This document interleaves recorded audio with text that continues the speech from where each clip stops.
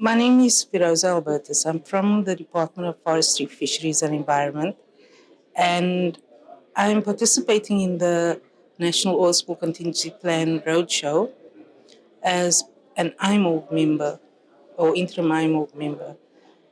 The reason why our department is so interested in the National Oil Spill Contingency Plan is because this is a plan to assist the country in responding to an oil spill at sea. And an oil spill, whether it's coming from a ship or from an installation or an offshore installation, can have a devastating impact on the environment.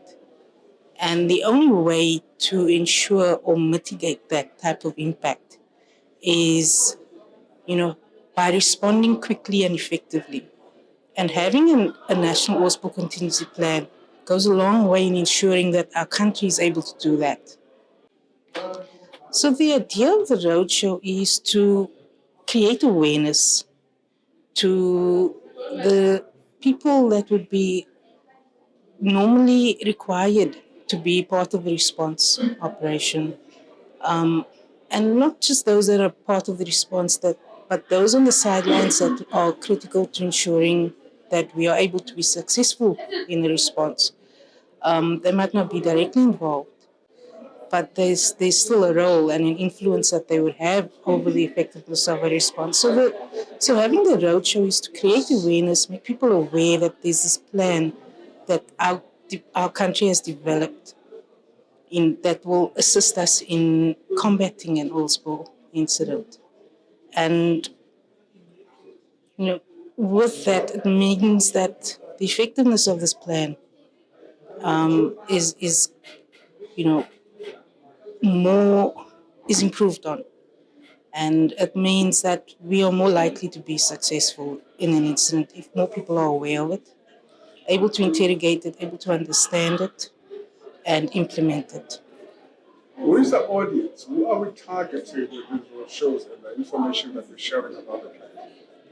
Like I said before, it would be typically your role players, your local authority members, your NGOs, your conservation bodies like Sandbox, Eastern Cape Sparks Board, and any other interested and affected party, industry especially, since we typically would see them as the possible polluter or cause of an incident. Having them aware is also quite critical, along with government and NGO. Which ports are you targeting? And is there a specific reason why you have started in Nelson Mandela Bay, for example?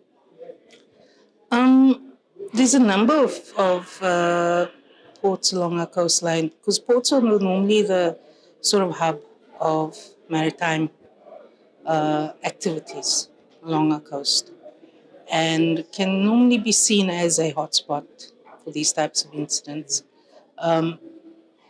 We started in Nelson Mandela because of its high sensitivity, environmentally, economically, and socially.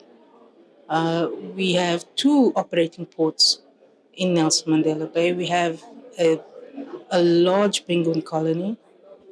We have a thriving or a developing maritime industry and an industrial development zone as well.